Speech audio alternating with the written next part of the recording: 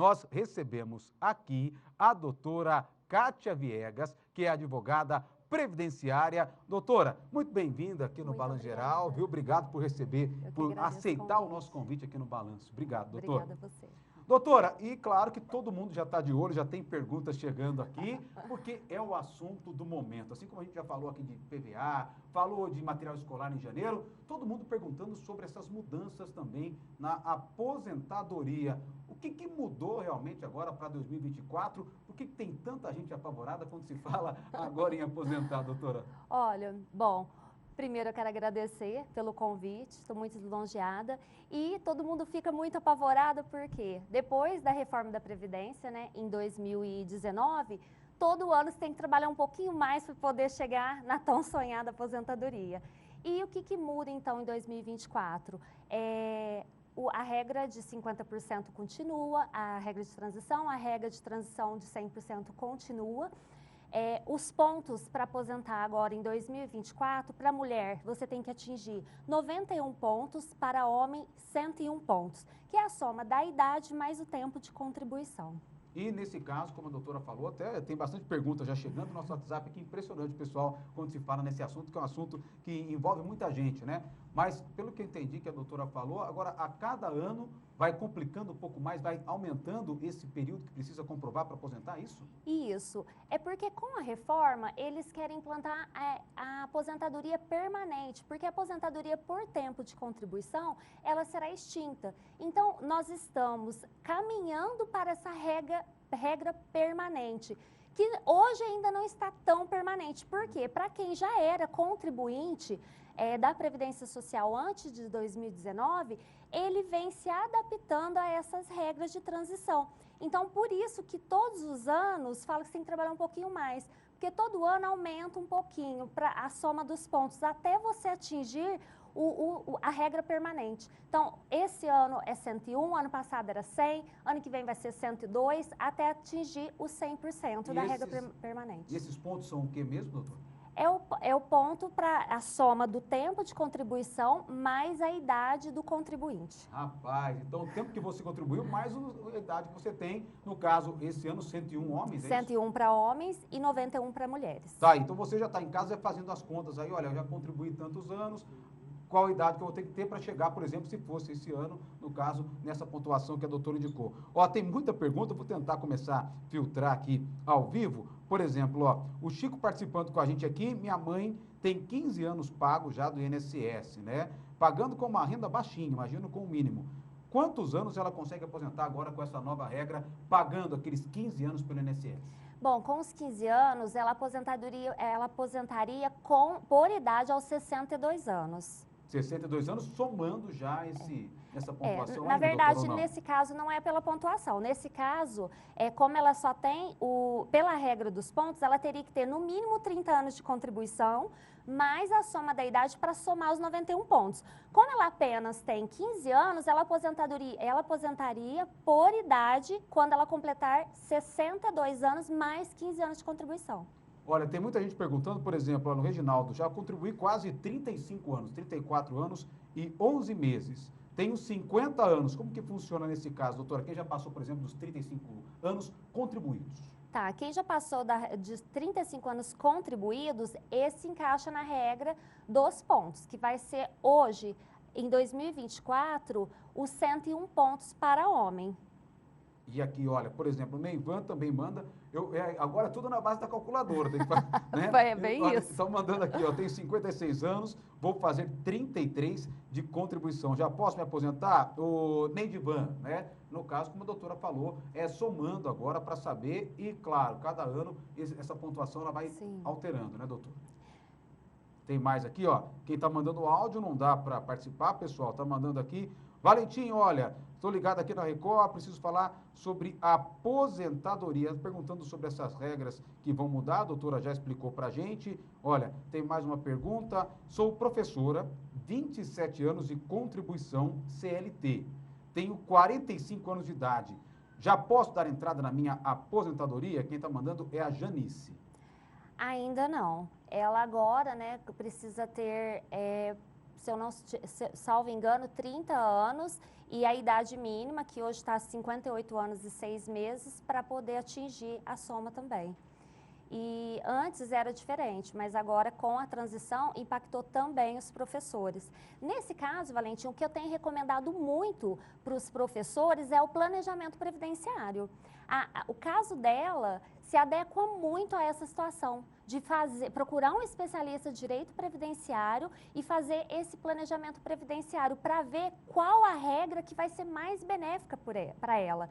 Porque não é apenas, esse ponto, não é só a soma da idade mais o tempo de contribuição. Existem várias regras de transições que, para o caso dessa professora, por exemplo, pode ser bem benéfico. Então, eu acredito que nesse caso, eu indicaria primeiro um planejamento, para depois ela fazer a escolha de qual regra ela vai querer se aposentar. Até aproveitando essa pergunta que a doutora respondeu, né, não só para os professores, abrindo um pouco mais, quais outras profissões que a doutora fala, olha, no caso professor, trabalhador rural, eu indico um planejamento previdenciário antes para você ver qual regra você se encaixa melhor para conseguir uma aposentadoria mais justa? Olha, eu costumo indicar para todo mundo que já tem mais de 10 anos de contribuição antes da reforma de 2019, eu já julgo necessário fazer um planejamento. Quem tem o registro, por exemplo, começou em 2009, por exemplo. Exatamente, porque aí ele já está dentro da regra anterior, porém ele tem várias transições que podem impactar a aposentadoria. Então, para ele escolher qual a melhor regra, como se aposentar melhor, com qual salário melhor, eu já indico, nesse caso, um planejamento. Outra coisa que precisa se atentar muito e não ficar tão assustado com essa reforma, Valentim, é para o trabalhador rural, para o trabalhador que trabalhou sem anotação em carteira de trabalho, seja doméstica, seja trabalhador rural mesmo, pessoal que trabalhou em indústria. Muita gente trabalhou e tem indícios que trabalhou, mas eles não têm a carteira.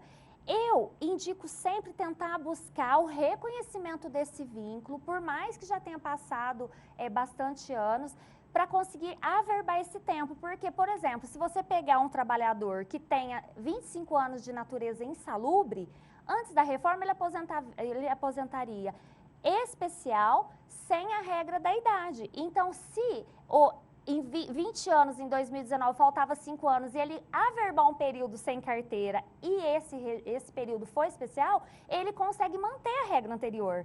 Ele sai dessa regra de transição. Então, é muito benéfico fazer todas essas análises. Olha, eu estou impressionado com a quantidade de perguntas. Gente, então, vou ser sincero, estou tentando ler todos aqui enquanto a doutora vai explicando, porque é muita dúvida, mas, claro, muitas dúvidas que são específicas, né, doutora? Sim, é muitos detalhes. Por isso que é importante procurar, cada caso é um caso, né? Procurar Exatamente. um profissional aí da sua área. Mas, até aproveitando, doutora, tem uma aqui que eu estava vendo que é muito pertinente também, falando sobre idade, né? A pessoa que nunca contribuiu, ela consegue se aposentar ainda ou não mais. E existe uma idade aí que ela pode solicitar essa aposentadoria, mesmo que você nunca tenha contribuído?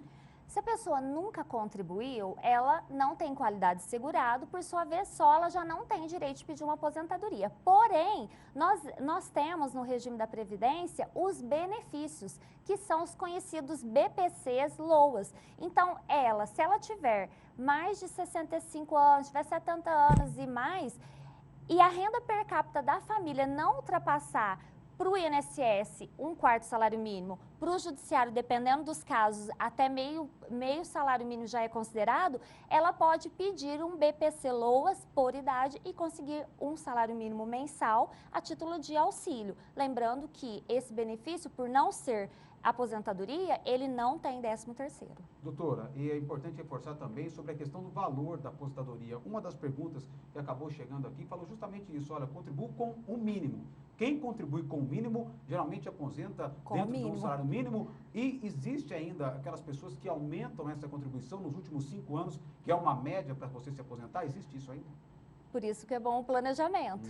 O planejamento vai fazer todos esses cálculos para verificar se há a possibilidade de você se programar pagando o mínimo até X data e depois majorar essas contribuições para conseguir uma aposentadoria melhor, com valor melhor. E a doutora indica também que a pessoa consiga ir até o INSS para fazer esse tipo de consulta, para saber quantos anos já contribuiu. É um caminho que a pessoa que fala, às vezes eu não consigo consultar direto um advogado, ou até arcar com os custos de uma pessoa que faz esse planejamento, eu posso ir até o INSS? O INSS oferece esse tipo de serviço também, O doutora? INSS hoje traz até aquela facilidade pelo próprio portal Meu INSS. Você acessa lá www.meuinss.com.br, cadastra sua senha e lá você já consegue ter o acesso da sua contagem de tempo de contribuição, inclusive as simulações das datas possíveis de aposentadoria. O que eu recomendo você procurar um advogado e não acreditar somente no que está no portal é, por exemplo, às vezes uma contribuição pode estar com o valor errado e você, por não ser um especialista, não vai conseguir ver uma contribuição concomitante. Às vezes o empregador contribuiu um período e por um lapso ficou um período sem contribuir e a pessoa não vai conseguir fazer essa análise. Então, acreditar somente no que está no INSS, nem culpando só o INSS, por qualquer outras falhas, pode gerar um grande prejuízo na aposentadoria. Uma última pergunta também, que eu achei muito interessante aqui, ó, que a Maria fala que o filho dela, o Enzo, né, tem 18 anos, começou a trabalhar agora há pouco tempo e não vai conseguir se aposentar. Será, doutora? Para quem está começando agora essa vida com carteira assinada, com registro na CLT, compensa confiar só na aposentadoria aí pelo INSS ou também pensar até uma previdência privada, por exemplo? Bom, eu com certeza pensaria também numa previdência privada, né? Mas, ainda assim, temos que acreditar no INSS. Dá sim para ele se aposentar, porém, na regra de transição agora permanente. Então, provavelmente vai aposentar aos 65 anos. E isso deve cessar, essa regra que vai aumentando essa pontuação, tem um prazo? Olha, se eu não estiver equivocada, eu acredito que ela estabiliza e se torna permanente em 2033. Eu não tenho certeza, viu? É muita informação. Então, essa pontuação, pelo menos, vai continuar subindo por quase 10 anos. Por aí. Doutora, tem muita pergunta realmente, fiquei impressionado aqui com a adesão pessoal nesse assunto. Muitas perguntas pessoais, né? Para cada caso é um caso. Vou pedir para que a doutora, se possível, deixe, não sei se a doutora tem algum Instagram, alguma rede social, algum contato que as pessoas possam fazer com você e do INSS nós falamos agora há pouco. Sim, eu tenho Instagram, o Instagram é advogada Kátia Teixeira Viegas, ou então o nosso escritório, nós temos sites Viegas e Viegas Advocacia. Muito obrigado, doutora Kátia, sempre muito bem-vinda aqui no Balanço Geral. É um tema que daria para a gente ficar hoje a tarde toda conversando aqui. Muito obrigado, volte sempre, doutora. Obrigada. Doutora Kátia Viegas, obrigado você, gente. Ó, não deu para responder todo mundo, a gente tenta encaminhar algumas perguntas aí para a doutora Kátia, ou como o conselho que ela mesmo disse, procure o INSS ou um profissional da sua confiança também aí, tá?